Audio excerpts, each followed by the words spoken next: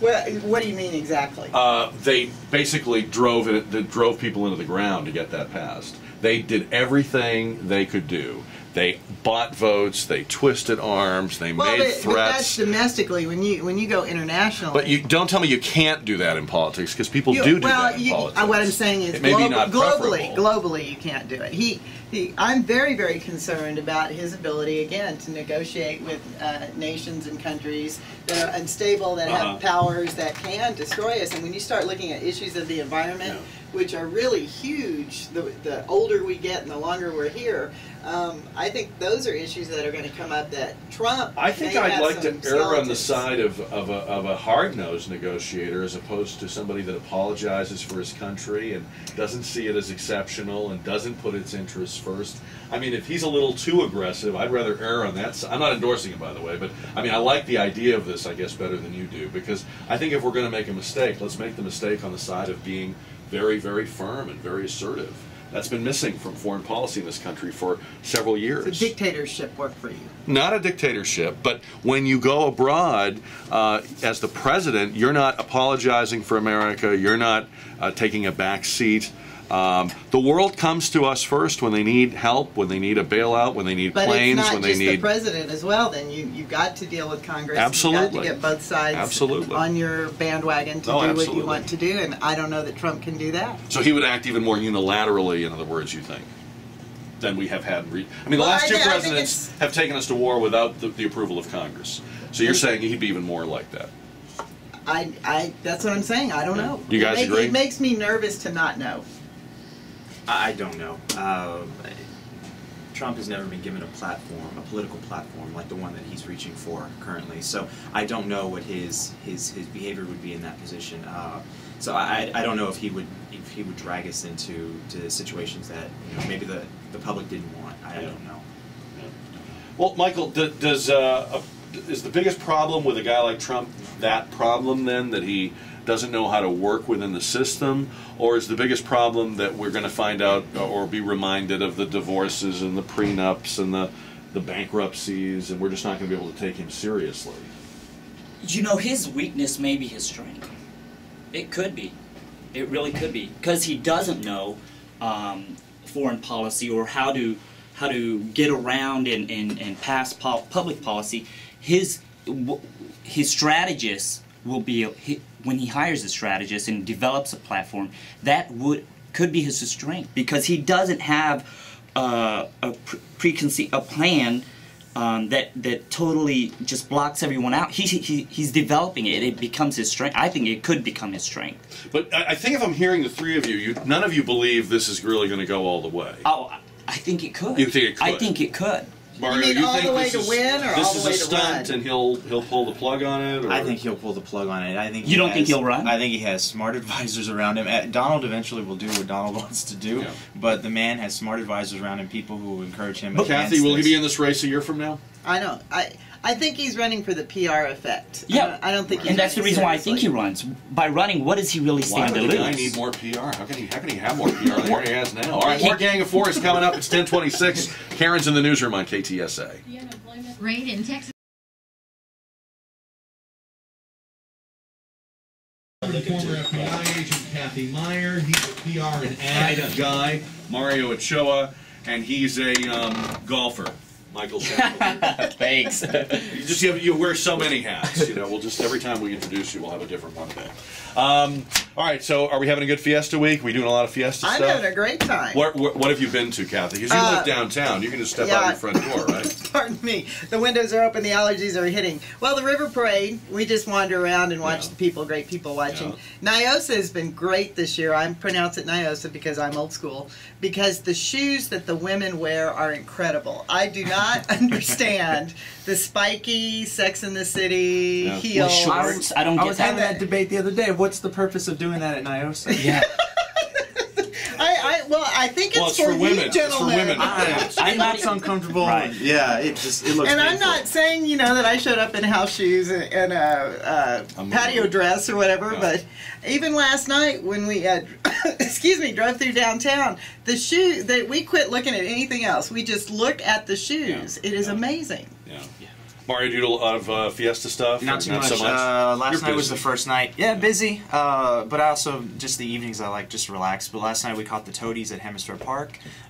Tonight, I don't think it's a Fiesta event, but we're going to be at the San Antonio Current Best Of party. So we're going to get out. We're going to be around the people, which is fun. So I'm not worried about you getting out. I know you get out. Yeah, we'll get out. Which people will you be about? You know, the community, the San right Antonio, people. the right people. There you go. The right people. All right, and Michael, I don't know.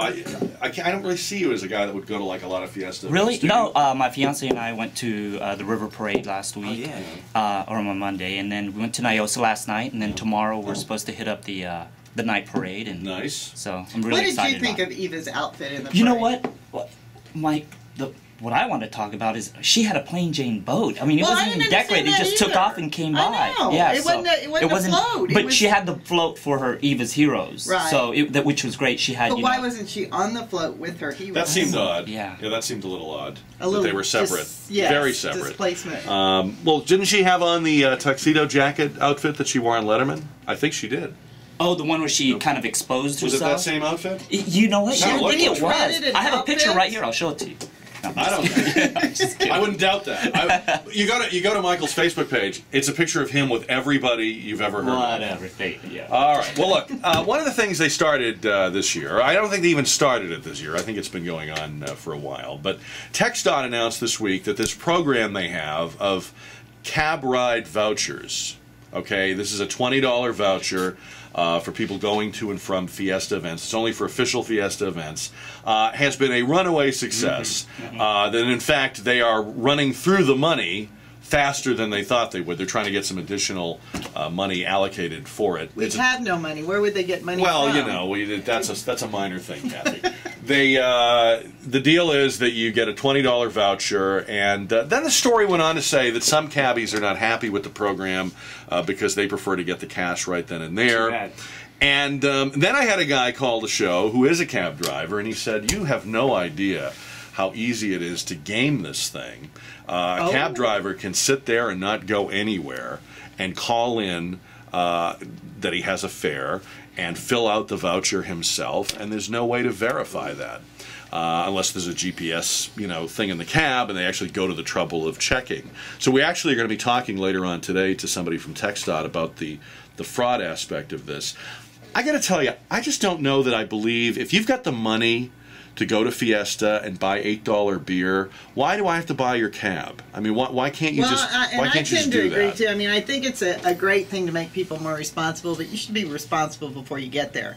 And as a downtown person that uses cabs, and especially during Fiesta, because a lot of times you're just too tired to walk anymore, but a lot of those cab drivers will tell me, I turn away about 4 out of 5 people that approach my cab, because if I think you're going to mess up the inside of my cab, you're not getting in it. I'm not going to disagree with, you're responsible and take care of yourself, but I'm going to have to push back a little bit. I don't mind at all. I think they pulled together $35K for this. I don't know where the money came from, but if I was asked, would you want to contribute $100 to this fund because it'll help keep, 1,000 people off the streets who might be intoxicated and 0 fatalities for the entire run of this program? Absolutely, man. Let's get these people off the streets. That way I feel safer when I'm on the roads, and that way these people are able to get back to their families or their friends or whatever they need to do. It's 1,000 cab rides over the period of the last 7-8 days. And 0 fatalities. That's a home run. That's a kick butt program. Something that the city can say, okay, we did right. The fraud aspect of it, there's going to be issues, and you're going to sort those out for next year. It's a process, and so if cabbies are fraudulently filling out these documents, we address the issue proactively during next Fiesta season. I think they did it during the New Year's celebration too, right? This is the first time I've heard of the program. I didn't know about the New Year's. I know they were offering free cab rides. I don't know, and it was a $20 limit. I don't know. It might have been a pilot of what they're doing now. I don't even know. Is $20 enough, or would you be paying? It's not going to get you to the north side. It doesn't. Yeah, it's going to be part of the cost. It'll keep you inside 410. Yeah, pretty much. It'll get you from downtown to about the airport. Michael, what do you think? Are you okay with buying people their cabs? Yeah, I don't have a problem with it. It keeps our streets safe. But first time ever I've been on the Via bus to a Fiesta event. A park and ride? Yeah, it was great. $5, to there and back. It was exciting, and you got to see all different types of people in San Antonio shoes. Yeah. So yeah, given that most public transportation is subsidized, in other words, when you ride the buses, you get on a trolley, all of this stuff is already paid for by other people, not by what you pay. I guess you could say the cab program is just an extension of that, or taking that a little bit further. But a lot of people do object. They say, you know, look, I'm on a budget. I can't afford to take my whole family to Fiesta, or I can't afford to go slam down the beers there. But I don't like the idea that people can just make no plan, not have a designated driver, and just, you know, somebody has to pick up their cab fare. I mean, I understand, Mario, you can make the argument if it saves one life, it's worth it. But, you know, how far do we have to go to take care of other people's responsibilities? I have my ceiling, and when they press that, I'll let them know. But for now, I think this program is an absolute home run. I don't speak for the rest of the community. If other people have issues with this program and the money that it costs them, that's fine. But you know, I have my own personal threshold when it comes to money that I put out for other people in the community. But for now, this program's a win-win for everyone. Yeah, and it's really just once or twice a year. I mean, I think they did do it during the Christmas holidays a year or so, but it's one or twice a year. It's not a big problem to me. Now, if we do it every other month, then I think... Or if it's a permanent program, then... So, not every Friday night. That's right. Okay. We mentioned Libya earlier. Now, you haven't heard much about it lately, but it's still going on. The missions are going on every day. Now we're starting to hear more and more from the U.S. and from her allies that these Libyan rebels don't seem to be pulling it together. The headline today in the Washington Post, Libyan rebels in hopeless disarray. There are indications that they are not, that they're divided, they're not united, they're not making progress. Gaddafi is prevailing more and more each and every day. The Washington Examiner had a story, have the U.S. and NATO given up on Libya, pointing out that people like the NATO Secretary General has publicly said there will be no military solution to this conflict. The French Foreign Minister, there will be no military solution to this problem. The German Foreign Minister, we don't see a military solution in Libya. Where is this going? If the people who told us we got to do this and went in and did it are now saying we don't know what to do next, now what? I mean, I kind of feel in a way like you broke it, you bought it. You told these people that you were going to fly air cover and establish a no-fly zone. You got them all riled up. You gave them weapons. What, now you're just not interested anymore? I mean, what is that? I mean, that kind of shows you why U.S. leadership is so important in these multinational efforts, because when you leave it to the Germans and the French, they have the attention span of a pre-adolescent. Whoa. Wow. Well, I mean, okay, about these are, am I wrong? These are real, I think there's a lot more going on than what we're aware of. And I think that within the CIA and the ranks that provide a lot of that intelligence, something's not right in that whole system. And when your agents start getting publicly arrested and captured and then publicly exposed to be released, I'm just at a loss. I don't understand where the court came out of the dike, because the whole story doesn't make sense from that perspective, but there's more of it that we're not getting, and there's more out there that's not being released, and I don't know that we would ever get that information. More for the Washington Examiner story. The NATO foreign ministers met this week in Berlin. Britain and France are doing most of the no-fly flying and attacking the ground targets.